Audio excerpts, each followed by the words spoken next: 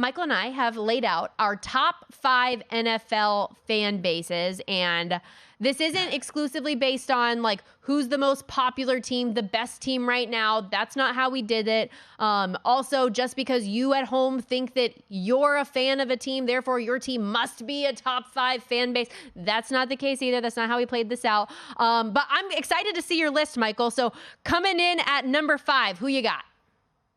I took the rate. Look, so let me give you a little background on mine. Okay. It's all about when I go to a stadium, how many jerseys do I see of the team's history in the stands, right? And the Raider Nation, they come strong. They come heavy or they don't come at all. They could have been the LA team. Now they're the Las Vegas team. What I will say to you is what Al Davis used to say to me all the time.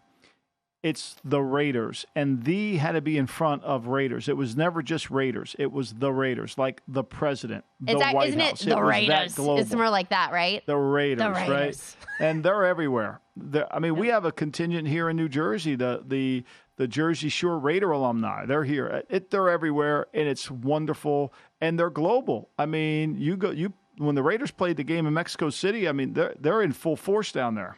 I also had Raider Nation coming in at 5 on my list, Michael, because I feel like it's not a fan base, it's an identity. And they could be 17-0 or 0-17, and you would still have those fans in your face. So I'm with you that they are certainly a top 5 fan base. For number 4, I personally put Who Dat Nation. I went with the Saints. I think while I know, yes, they're more of like a regional appeal than national, nearly every single person that you meet or you see out there in the area is repping the Saints. They're repping Who Dat Nation. Yeah. They crush the TV ratings there. I just think that they're a really, really legit fan base. Yeah, and it's a fun city to go to, and their fans are great. I mean, you've got to go. I don't know if you've done one yet, but an LSU game up in Baton Rouge is an incredible experience. A nighttime LSU Baton Rouge game is incredible. Same thing with the Saints. I mean, it's just such a party atmosphere. They come strong. They're there. My 4th team, and a lot of it is because I'm a little bit influenced by where I live, but there's a lot of Cowboy fans here, and they're partly the reason for that.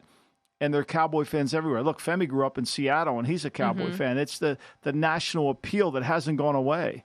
I mean, this was America's team for a long time, and those tentacles have still gained roots. I don't know if they're still the same popularity that they were when Tom Landry was there and Gil Brandt and all those Tex Schramm, but it's a huge fan base that is truly global.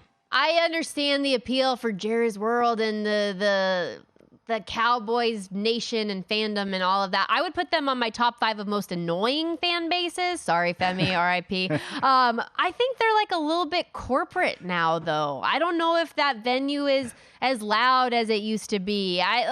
The fans are there, but I mean, they're certainly the largest and most valuable franchise. I just don't know if they're the best fan base. So I'm just going to leave it there.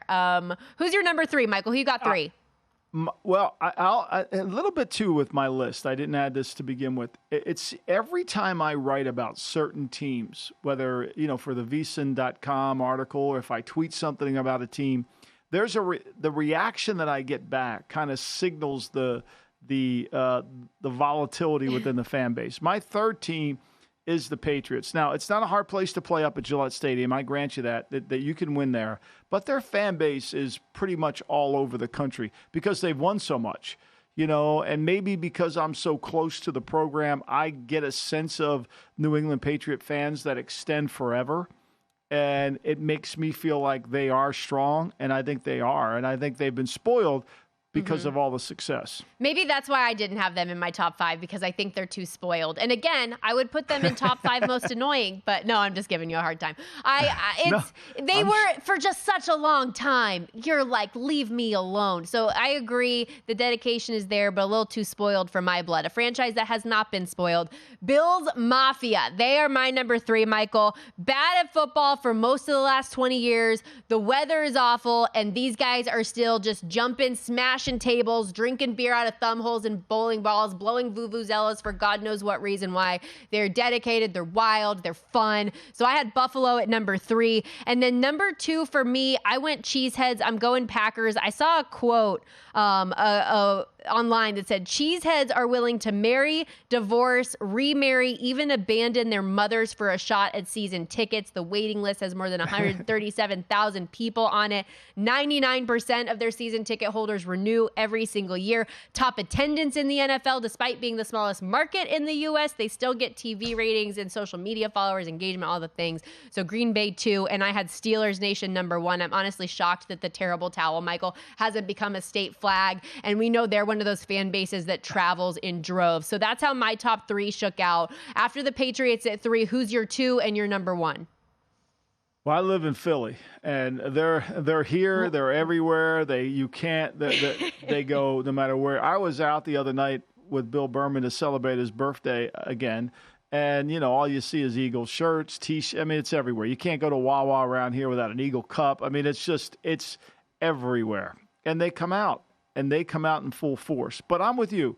The one thing I loved about going to Three River Stadium or Heinz Field or what they call it now is it was really a walk down memory lane to see Rocky Blyer's jersey sitting next to a guy that had Franco Harris's jersey or Bradshaw's jersey.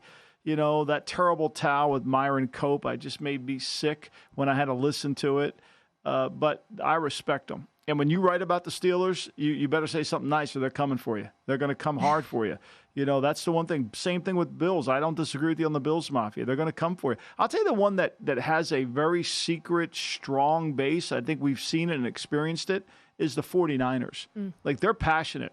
They're passionate. I know they have a reputation for being a Chardonnay drinking crowd, but you write something about them or you say something about that team that they don't like, they're coming for you. And I'm one of them. 49ers faithful, baby. The faithful, as they say. We live it. I love, though, that we both had the same number 1, that we both said, like, it was clear in our minds as we were making these lists that the Pittsburgh Steelers are the number 1 fan base in all of the NFL. A group that, similarly, like bad weather again, but been loyal for 30 years. They're a franchise that at times turned Super Bowls at neutral fields into home field advantages.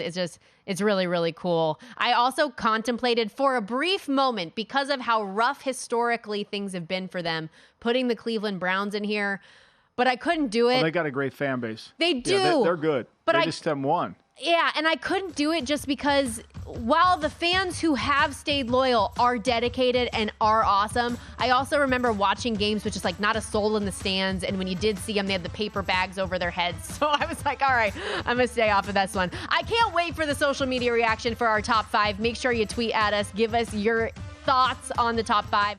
Go to VSiN.com/subscribe to become a VSiN Pro subscriber today.